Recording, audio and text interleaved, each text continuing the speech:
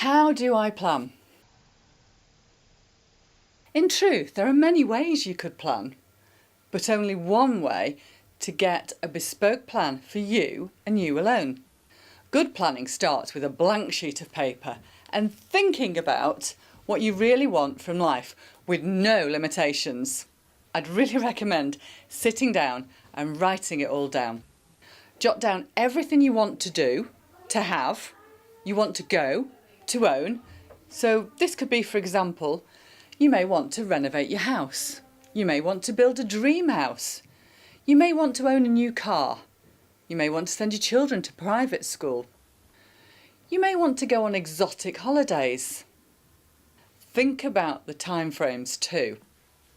So, what would you like to do in the next 12 months? And then out to 5 to 10 years. So let's look at an example of that. You may want to build your dream house. You're not going to be able to do that in the next 12 months, as you need to buy the land. But you'll also need to think about and do research into different technologies on how to heat and power and light the new build.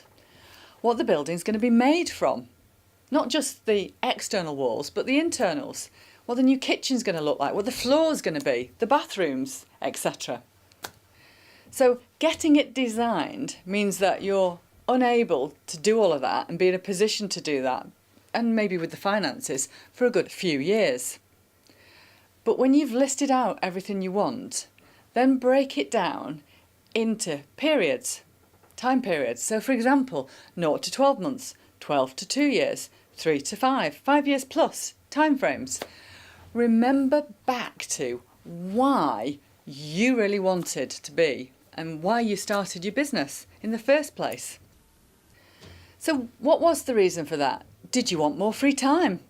Let's say to go out and play golf, or to go on more holidays. Or did you want to build up a nest egg for when you retire? Maybe buy a holiday home.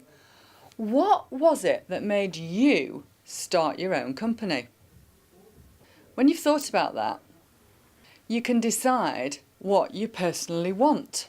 You may want to spend some time discussing this with your family and your loved ones, or just on your own initially, and then get a collective list of what you all want as a family. For example, the children may want to go to Disney, but it may never have entered your head previously. And then build it into the relevant time period, timescales. Like we said, the holidays you want, the car you'd like to own, etc. Once you've done your personal ones and all these wants and goals, you then need to cost them out and find out how much money you will need to take out of your business to do all of these things. Remember, you may not be taking anywhere near enough money from your business currently, and that's okay. I'll come back to that later. But you might now need to either add on your normal living costs, that is if you've not costed those in already. For example, the day-to-day living expenses for food, for your current car, for your mortgage, all the bills you have when you own your own house. And this then will give you a definitive amount of money that you need.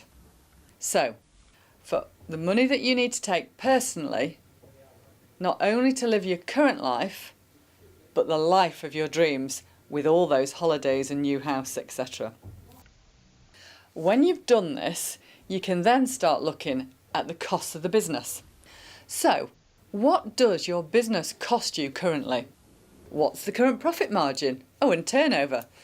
And is it enough to live your dream life? Or will you need to increase that turnover? And I'll let you into a secret here, most people do. Will this increased profitability mean you need to expand? Do you need to move into new premises? Do you need to take on new staff? Do you need to install new technologies, software, buy new equipment? Because all of this will need to be costed in if you do.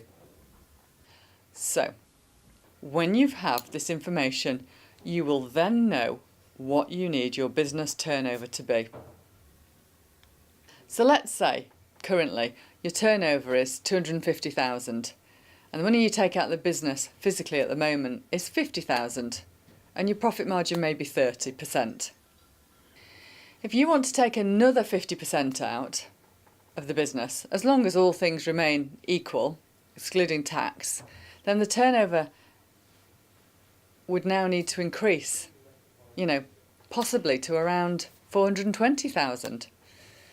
So you'd need to increase your turnover by another 170,000. So this is what we call the gap.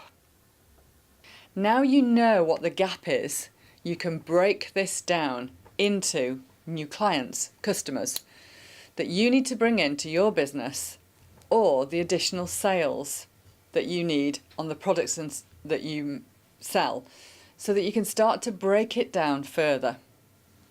And then further by quarter, so that you can get a very bespoke plan by service line or product line, by quarter and by year.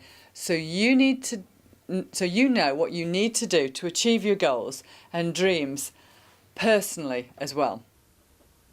If it really matters to you, you're more likely to make it happen. Know what they say about aiming high and then you'll achieve.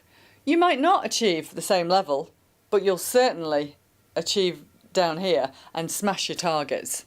So hopefully that's helpful in terms of how to plan.